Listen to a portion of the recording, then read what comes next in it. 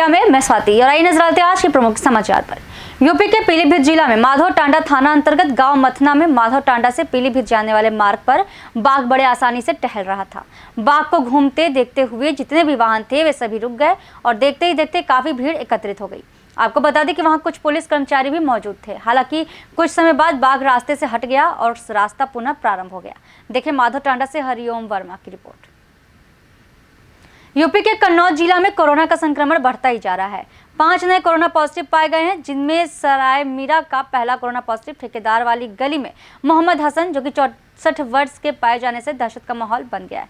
बताया जा रहा है कि यह शख्स दिल्ली से 3 जून 2020 को आया था और 4 जून 2020 को जांच हुई थी। दूसरा पॉजिटिव हाजीगंज में अर्शी, जो कि 22 साल का है, पुत्री मोहम्मद हारून है और 3 उमरदा में पाए गए हैं। पूरे जिले में अब कुल 92 मरीज हो गए हैं, जबकि एक्टिव केस की संख्या 62 है। देखिए झिबरामऊ से मनीष त्रिपाठी की रिपोर्ट। उत्तराखंड के जिला उधम सिंह नगर के बाजपुर शहर में बीजेपी के कैबिनेट मंत्री यशपाल आर्य के कैंप कार्यालय के सामने कांग्रेस पार्टी के पीसीसी सदस्य सुनीता टमटा के नेतृत्व में वरिष्ठ कांग्रेसी नेता जगतार सिंह बाजवा, जिला अध्यक्ष जितेंद्र शर्मा ने सोशल डिस्टेंसिंग का पालन करते हुए जवाब दो धरना दिया।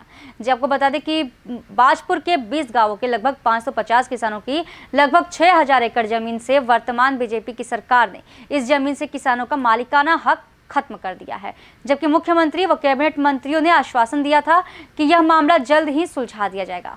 इसी के चलते कांग्रेसी नेता प्रशासनिक अधिकारियों व कैबिनेट मंत्रियों से धरना देकर जवाब मांग रहे हैं और इसी कारण कई किसान आत्महत्या भी कर चुके हैं।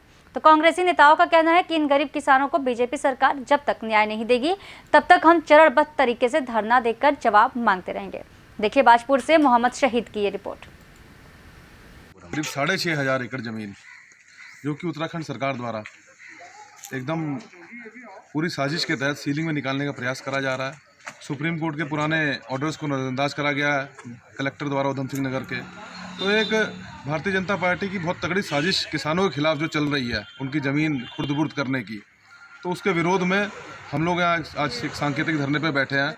और एक ये शुरुआत है, भारतीय जनता पार्टी को बताया जा रहा है कि सुधर जाओ, किसानों का साथ दो, किसानों के साथ अत्याचार मत करो, नहीं तो ये धरना सड़क से लेकर सदन तक बहुत ऊंचे स्तर पर चलेगा।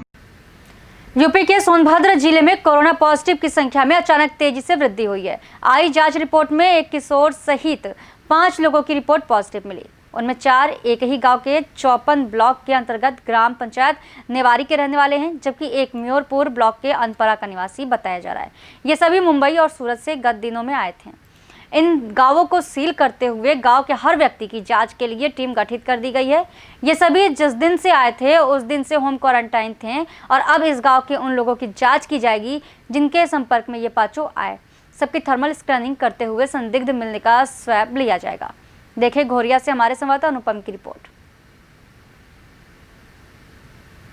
जिला चिकित्सालय में जमकर हो रही लूट। जी हां, खबर यूपी के एटा जिले से है, जहां कोरोना वायरस के बीच जिला चिकित्सालय में भोली भाली जनता को फिटनेस सर्टिफिकेट के नाम पर लूटा जा रहा है, तो वहीं सोशल डिस्टेंसिंग की धज्जियां भी उड़ाई जा रही हैं, क्योंकि फिटनेस सर्टिफिकेट बनाने के लिए भारी संख्या में लोग आ रहे हैं, जिनके पास ना तो मास्क होता है और ना ही सैनिटाइजर।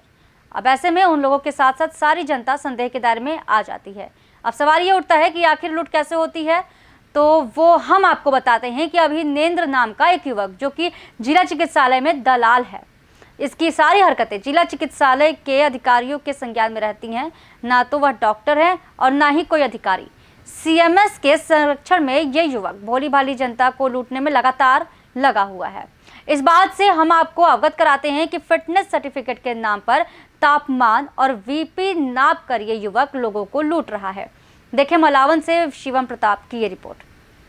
तो ये थे के समाचार। आए कुछ खास खबरों के लिए बने रहिए फास्ट न्यूज इंडिया के साथ। धन्यवाद।